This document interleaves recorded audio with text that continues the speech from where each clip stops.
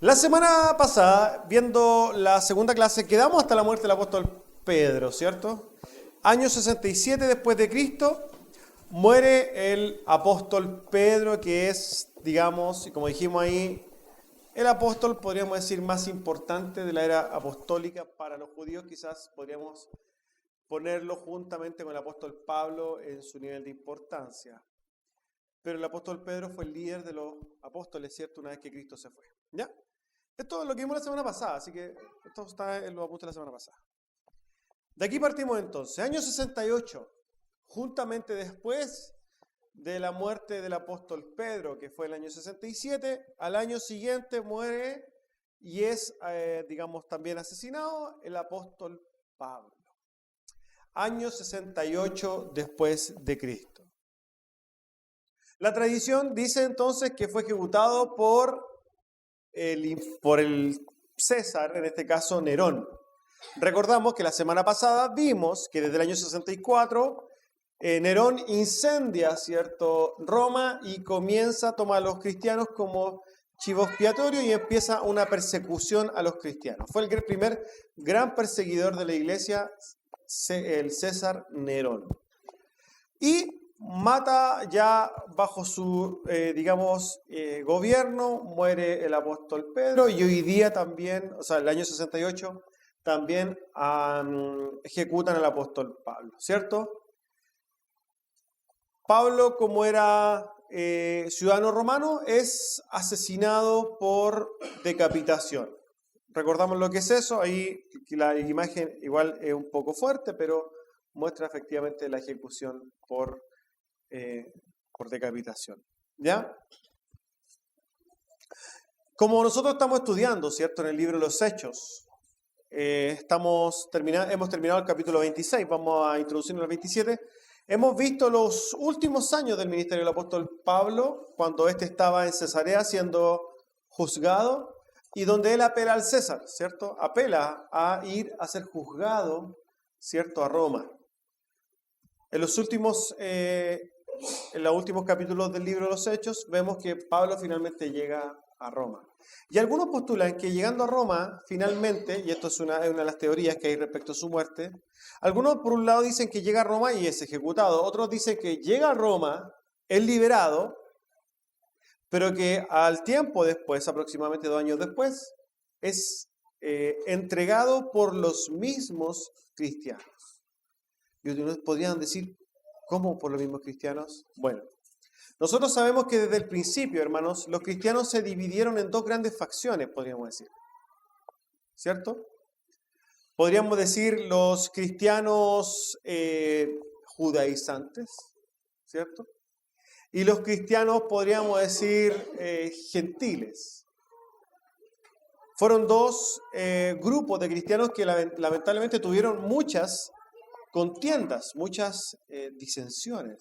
Y sabemos por el ministerio del apóstol Pablo que el apóstol Pablo tenía claramente una postura al respecto. Pablo tenía una visión y un ministerio hacia los gentiles. Por tanto, algunos postulan que fue entregado por los mismos cristianos judaizantes, ¿cierto? Cristianos judío-cristianos al César, ¿ya?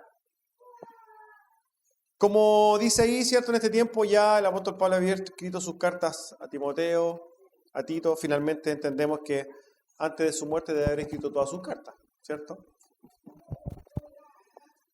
Por tanto, encontramos en la muerte del apóstol Pablo en el año 68. Entonces recordamos que estamos haciendo una revisión, podríamos decir, lo más posible, lo más fiel a lo cronológico que podemos.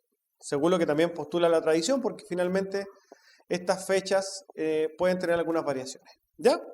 Esto sucede entonces en el año 68 después de Cristo. El año 69 llega al mundo. Y este año 69 se conoce como el año de los 4 emperadores. ¿Por qué? Porque en el año 69 en Roma, y recordamos que es necesario que hablemos de Roma, ¿por qué? Porque básicamente Roma era quien gobernaba toda la civilización conocida en ese entonces, era el gobierno central, ¿cierto? Que podríamos decir tenía el dominio de todas las cosas. Y en Roma estaba pasando algo bastante, digamos, complejo. Había una situación política muy, pero muy compleja. Y podemos entender entonces que esto en el año 69 lleva a que hayan 4 emperadores. Como habíamos dicho anteriormente, Nerón, que fue el emperador anterior, había muerto en el año 68. Sabemos, y aquí vemos una foto, ¿cierto?, del emperador Galba. El emperador Galba fue el primero de los 4 emperadores que estuvo en el año 69, pero su reinado partió en el año 68. Él fue el sucesor, podríamos decir, de Nerón. Galba, un hombre que tenía una larga y vasta carrera en el ejército y en el imperio romano, llega al poder aproximadamente a sus 72 años. Tenía prácticamente 70 años al llegar al poder. Y suceden ciertas cosas que son, podríamos decir, vistas desde la historia como importantes, como por ejemplo, que él pone, su gobierno pone fin a la dinastía Julio-Claudiana, que básicamente es una dinastía donde estuvo Claudio, ¿cierto? Estuvo Nerón, Augusto, Tiberio. Ellos conforman la dinastía Julio-Claudiana y es básicamente podríamos decir, una casta familiar de emperadores, donde finalmente terminan. ¿Por qué? Porque Galba no tenía ninguna relación con ninguno de los emperadores. Todos los anteriores tenían relación entre ellos, tío, sobrino, hijo, etc. Pero aquí no. Aquí no. Galba no tenía nada que ver. Galba es puesto en el poder por el Senado, hermanos.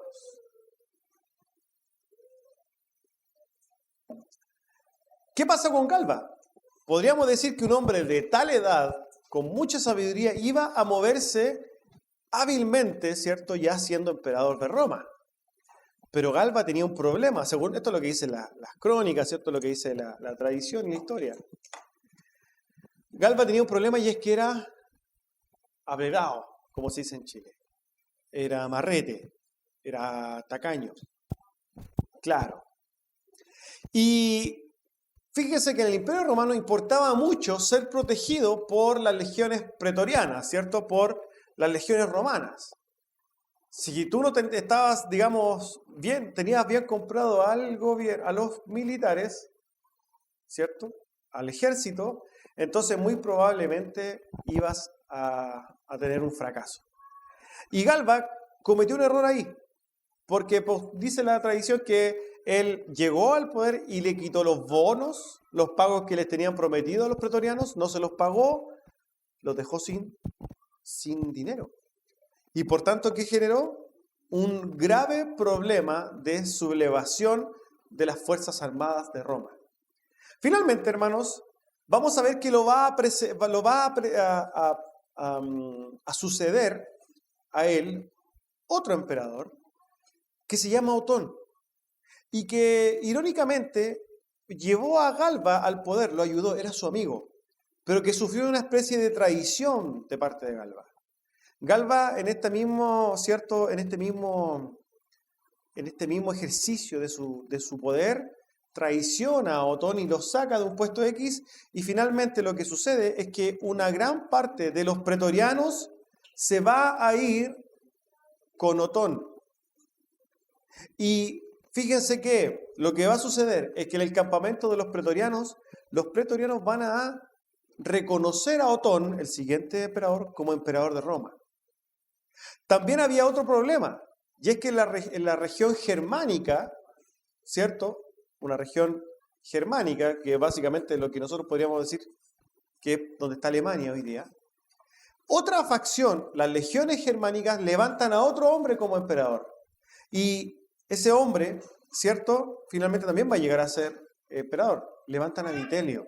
En este momento, hermanos, tenemos a 3 emperadores en Roma. Uno, el original y el que reconoció por el Senado, que era Galba. Otro, que lo habían levantado los pretorianos, del campamento de los pretorianos en Roma.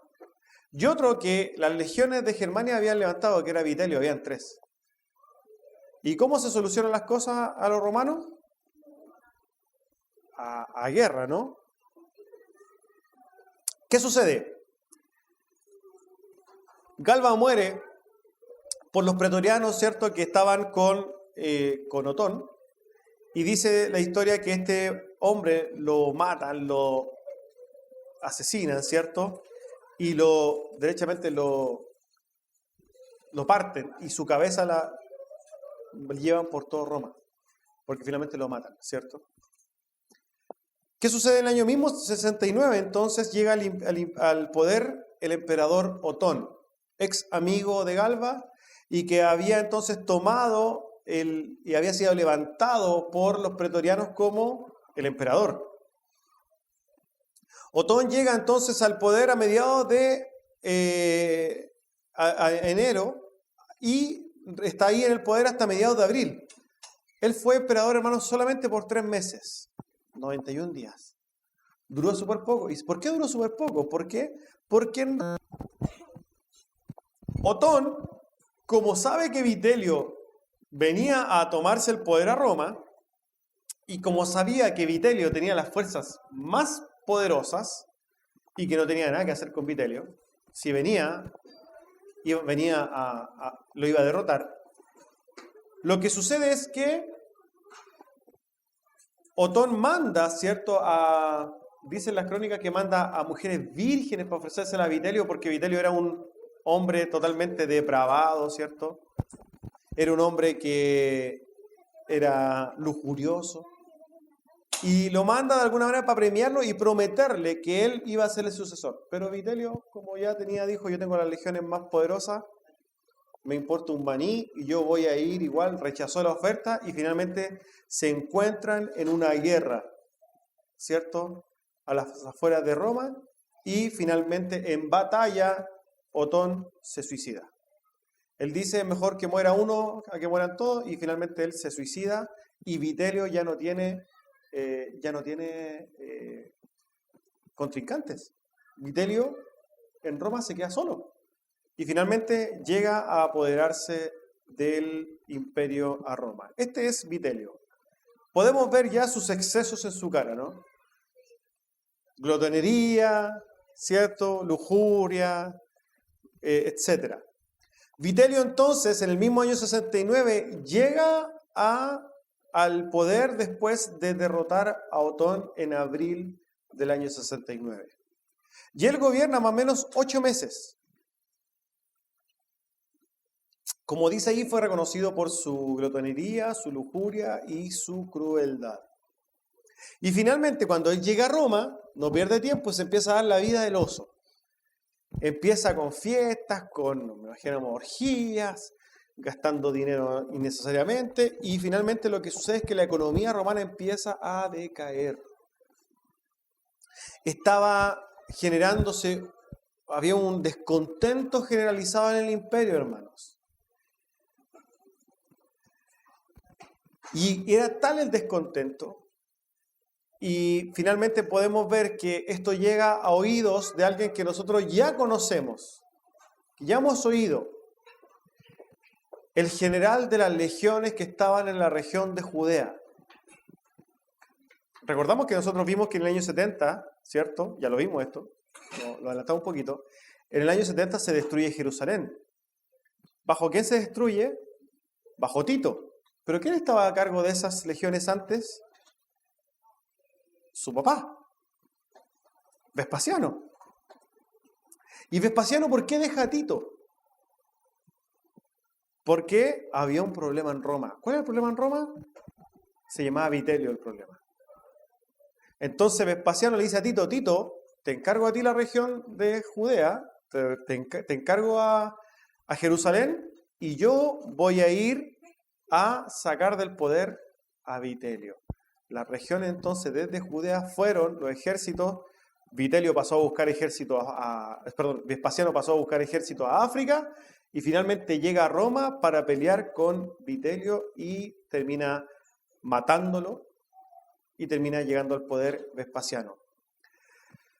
Vitelio fue asesinado ¿cierto? Y también pasearon, parece que era algo normal, pasearon su cabeza, ¿cierto?, por Roma, ¿cierto?, dando a entender que Vitelio ya no iba más. Y finalmente llega el último emperador de los 69 años al poder, que es nuestro amigo Vespasiano. Emperador Vespasiano, el cual ustedes ven en esa imagen. Como dice ahí, Vespasiano llega al poder después de derrotar a Vitelio. Como habíamos dicho también, Vespasiano estaba en la región de Judea, ¿cierto?, encargado de acallar, de apagar el levantamiento judío, ¿cierto? Y fíjense que Vespasiano llega al poder finalmente y le da estabilidad a Roma. Él está 10 años en el poder, es César por 10 años. Reina desde el 69 al 79 después de Cristo, y con Vespasiano comienza otra dinastía. Otra dinastía que quiere decir que los emperadores van a ser familiares, ¿cierto? Se va a mover dentro de la familia. Aquí empieza la dinastía Flavia. Como vamos a ver después de su muerte, él tenía un hijo que se llamaba Tito, que Tito va a pasar a ser después emperador también. Dice la crónica que él muere más o menos a los 69 años por una infección intestinal. Algunos especulan que fue envenenado, pero la verdad es que de Vespasiano no se dice muchas cosas malas, se dice que más bien fue un emperador que le dio estabilidad al gobierno, ¿ya? Eso sucede en el año 69. 4 emperadores pasaron por Roma, pero finalmente Vespasiano se queda en el poder. Esto está pasando en la región, ¿cierto?, de Roma, y otras cosas están pasando en el resto del mundo. ¿Amén? ¿Estamos bien hasta ahí? Espero que sí. ¿Ya? Llegamos al año 72. Y en el año 72 nos encontramos, hermanos, con la muerte del apóstol Judas Tadeo. Recordamos que dentro de los apóstoles habían 2 Judas, ¿cierto? Judas Iscariote, que ya sabemos cómo murió, y que ni siquiera lo nombramos porque para algunos podría ser el innombrable, ¿cierto? Pero tenemos al otro Judas, Judas Tadeo. Judas, hermanos, es el autor del libro de Judas que usted tiene en el Nuevo Testamento. Porque si usted no lo sabía, en el Nuevo Testamento existe un libro que se llama Judas, ¿cierto? Según la tradición, porque esto no está en la Biblia, sino que está en la tradición, al apóstol Judas predicó por las regiones de de Mesopotamia y Persia. Y finalmente, también según la tradición, es asesinado en Mesopotamia. Se dice, hermanos, que él muere a flechazos, pero que finalmente le cortan la cabeza con un hacha. Y ustedes lo ven, generalmente en todas las representaciones que existen sobre todo de la tradición católica, él va a aparecer con un hacha en la mano por ese mismo hecho, porque la tradición muestra que él fue, finalmente asesinado con un hacha. ¿Ya? Muere también otro de los apóstoles de Cristo. Hoy día vamos, a modo de spoiler, hoy día vamos a ver básicamente todas las muertes de los apóstoles. ¿Ya? Vamos a terminar de verla porque ya partimos anteriormente. ¿Ya? Esto sucede, según la tradición, en el año 72 después de Cristo. También en el mismo año muere Simón el Celote, con una también de las muertes más terribles que podríamos quizás todos nosotros imaginarnos. Si ustedes se fijan en la imagen, él está siendo aserrado. Ya, eso es asesinado por un aserramiento, con una sierra gigante que básicamente te cortan, te parten en 2. Simón el Celote, hermanos, era uno también de los apóstoles conocidos, podríamos decir, de Jesucristo. Los celotes, hermanos, era un grupo, podríamos decir, casi un partido político, podríamos decir, de personas que eran bastante radicales, eran nacionalistas judíos radicales. ¿Ya? Simón el Celote era básicamente uno de estos.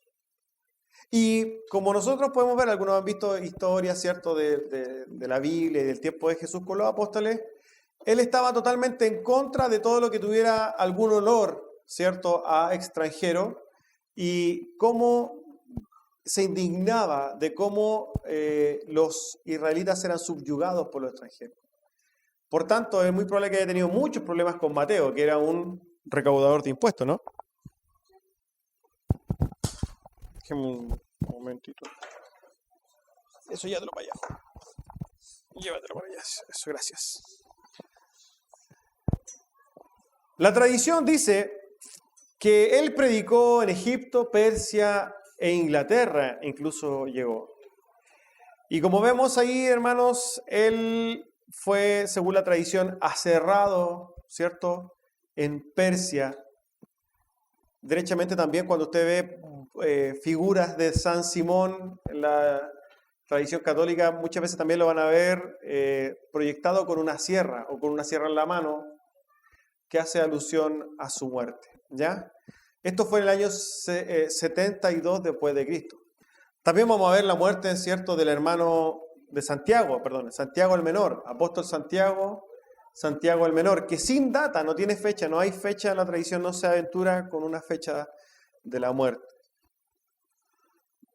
De Santiago el Menor también podemos decir que es hijo de Alfeo, Santiago hijo de Alfeo.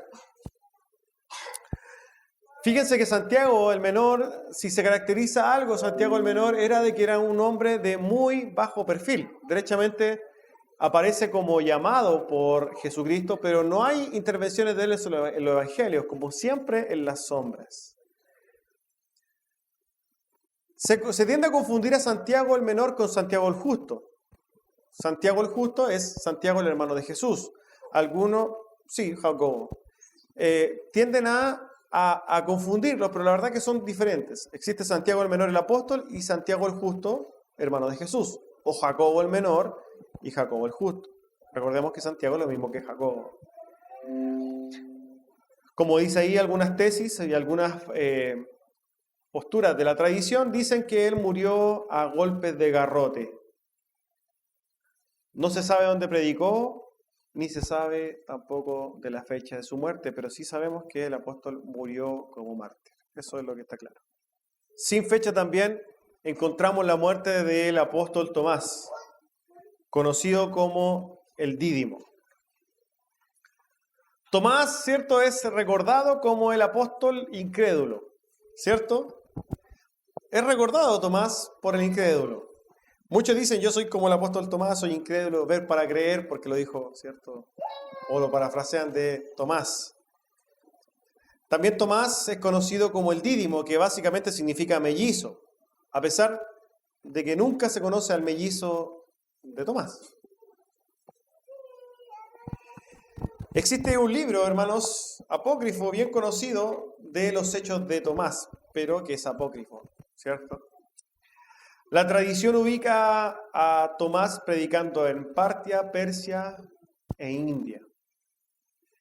Y se cree que su muerte fue en la India, justamente, en un monte que finalmente también iba a llevar su nombre, el monte de Santo Tomás. También la tradición lo muestra a él asesinado, atravesado por lanzas, ¿cierto? Eso es lo que postula la tradición.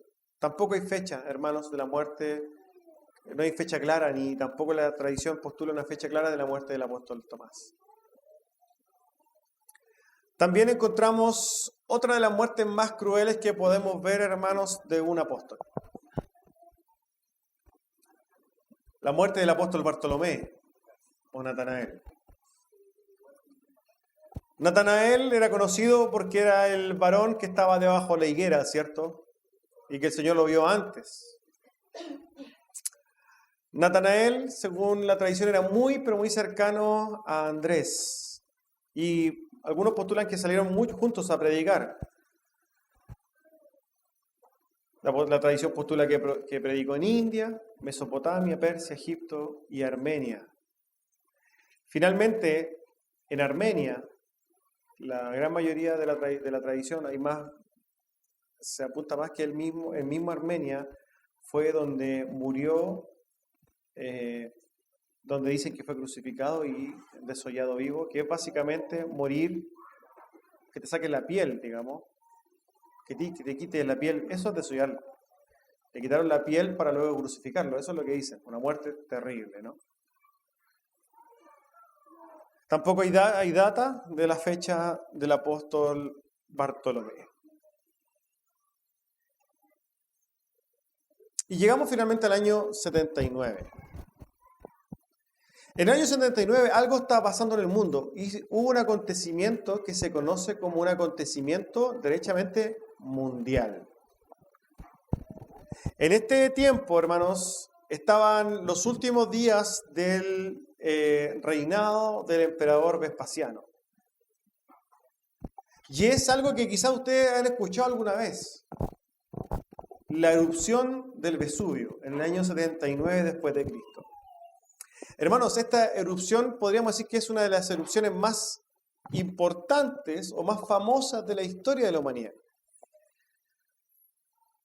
Y fíjense que también por lo impactante que fue. Esta erupción, hermanos, duró unas 19 horas, dice ahí, y expulsó más o menos 4 millones, algo así, de kilómetros cúbicos de ceniza. Mucho, mucho, mucho, hermanos. Y fíjense que habían ciudades cerca de ahí. Vamos a ver más adelante, ¿cierto? Algunas fotos de Pompeya. En Pompeya y alrededores había 3 ciudades más o menos importantes, las cuales fueron, dice ahí, sepultadas por 3 metros de material, roca caliente. En Pompeya y alrededores vivían aproximadamente, como dice ahí también, 12.000 habitantes.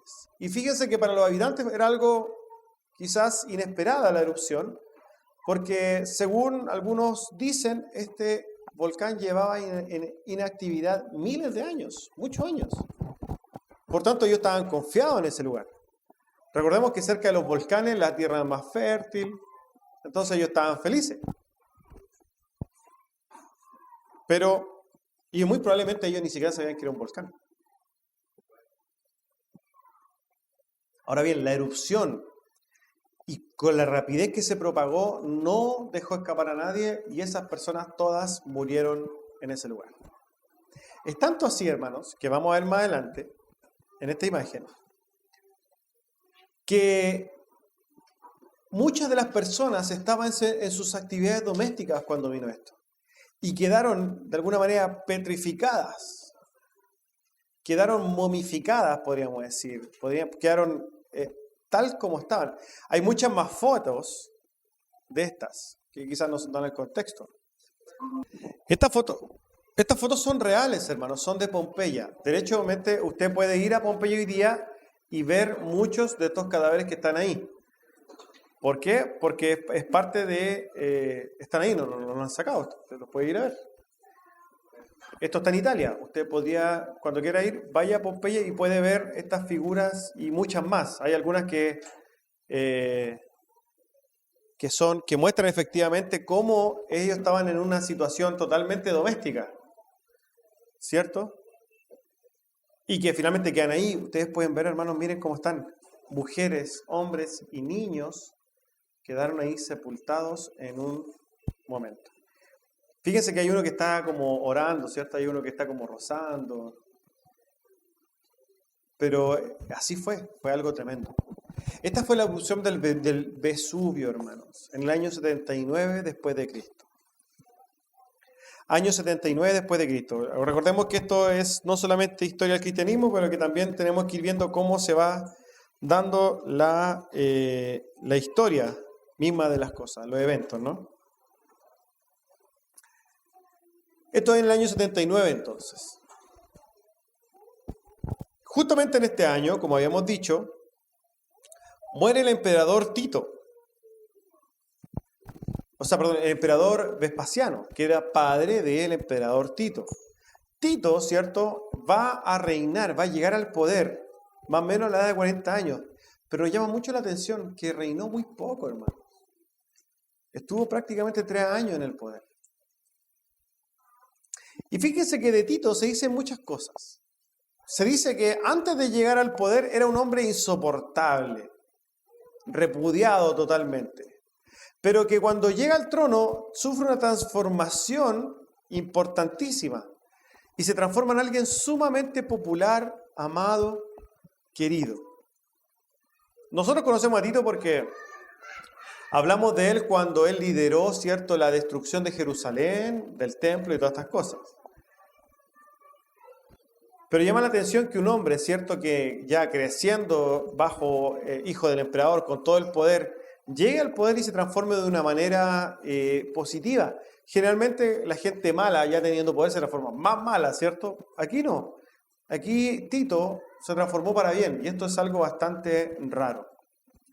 Y fíjense que, hermanos amados, en un ejercicio del poder tan corto en el que estuvo Tito, hay muy pocas cosas que realmente marcaron su gobierno. Pero sí hay algo que básicamente marca el gobierno de Tito y es la construcción o la inauguración del Coliseo romano. El emperador Tito muere a los 42 años. Y fíjense que las crónicas dicen que sus últimas palabras que dijeron fue: he cometido solo un error. Lo malo es que nadie sabe cuál fue el error que cometió. Algunos especulan, que dicen y postulan que el error que cometió fue no haber matado a su hermano.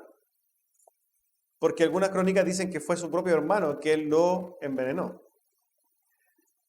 Sumado a esto, se supone que Tito está muriendo y el hermano se va directamente antes que muera a tomar el poder a Roma. Eso es lo que sucede, muy, muy común en Roma. Otros postulan que fue por malaria su muerte, ¿cierto? Pero finalmente muere el emperador Tito bien joven, hermano, 42 años.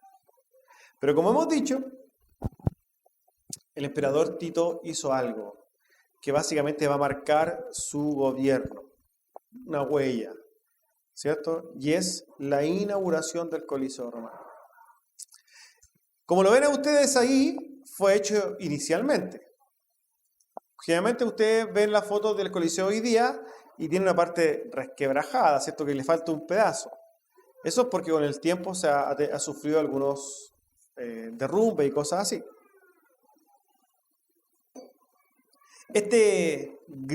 Hermano, esta construcción, que era el anfiteatro de Roma, era un proyecto de su padre, de Vespasiano. Él lo comenzó, pero que no lo pudo terminar. Y finalmente fue inaugurado por Tito. El nombre del anfiteatro es Anfiteatro Flavio, de la dinastía Flavia, ¿no? Ese es el verdadero nombre. Pero hoy día nosotros lo conocemos como Coliseo Romano. ¿Y por qué lo conocemos por Coliseo Romano? Porque se empezó a llamar con el tiempo Coliseo Romano porque al lado había una estatua gigante que se llamaba Coloso. ¿Ya? Había una estatua afuera que se llamaba el Coloso, que fue hecho por Nerón y para Nerón, ¿cierto? Y que finalmente la gente, para relacionarlo, le empezó a llamar el Coliseo, por estar al lado del Coloso. Así es como hoy día, entonces, nosotros lo conocemos como Coliseo Romano.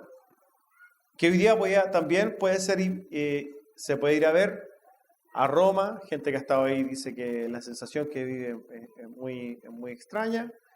La verdad es que imaginamos una construcción que ya tiene 2000 años, cómo debe traspasar ciertas cosas, ¿cierto? Uno de los sueños que puedo tener, ir a conocer el Coliseo Romano. Esta, hermanos, obra realmente era una obra impresionante, sobre todo para esos años. Puede albergar más o menos 65.000 personas, que es básicamente un estadio, ¿cierto? Un estadio nacional, así de grande. Y fíjense que lamentablemente el uso que se le ha dado a este coliseo en los primeros años sobre todo estuvo fuertemente relacionado con el derramamiento de sangre. Ahí se hicieron famosos los gladiadores, ¿cierto? Ahí se hacían los juegos, que eran como especies de olimpiadas también. Pero lamentablemente, hermanos, que es lo que tiene que ver con el cristianismo. En ese lugar murieron, se estiman, más o menos 50.000 hermanos asesinados por la fe. En este mismo coliseo se estima que murieron cerca de 50.000 cristianos, hermanos. 50.000 hermanos murieron en ese lugar. Esto ya, como hemos dicho, forma parte del legado del imperio gobernado por Tito, ¿ya? Después este imperio, hermanos, perdón, después este coliseo ha tenido bastantes usos, muchos usos durante la historia. Pasado a ser albergue, hospital de campaña, etc. Hoy día es un centro turístico. Quizás nosotros vemos esto cuando vimos la película Gladiador, que yo creo que todos han visto la película Gladiador. Ven, ¿cierto?, como el Coliseo en su esplendor, ¿cierto? Ahí lo hicieron por CGI, pero no importa. Pero se veía el esplendor del Coliseo. Hoy día, cuando usted va a ver, no piense que va a ver la arena, porque no está la arena. Se ven las cuevas, las calles que estaban debajo de la arena, porque esto tenía una ingeniería espectacular, ¿ya? Un montón de calles por dentro donde habían cárceles, pasadillos y un montón de cosas que salían, ¿ya? Esto fue entonces en el año 80 de la era regular, ¿ya? Pero no solamente fue lo que sucedió en el año 80. En el año 80 también, hermanos, muere el apóstol Felipe. Felipe, que en su principio fue discípulo de Juan el Bautista, no se debe confundir, como dice ahí, con el Felipe el Evangelista, que aparece en el libro de los Hechos y que le predica, claro, con el diácono. Felipe predicó en la región de Frigia y según la tradición también claramente fue asesinado en Hierápolis, en Grecia. Según la tradición fue apedreado y crucificado, ¿cierto?, por predicar el Evangelio. Y Felipe ya tenía, se estima, más o menos 80 años de edad. Era viejito cuando murió el apóstol Felipe. Uno de los últimos apóstoles de morir. Ahí vemos quizás una foto representativa, ¿cierto?, de la muerte de Felipe.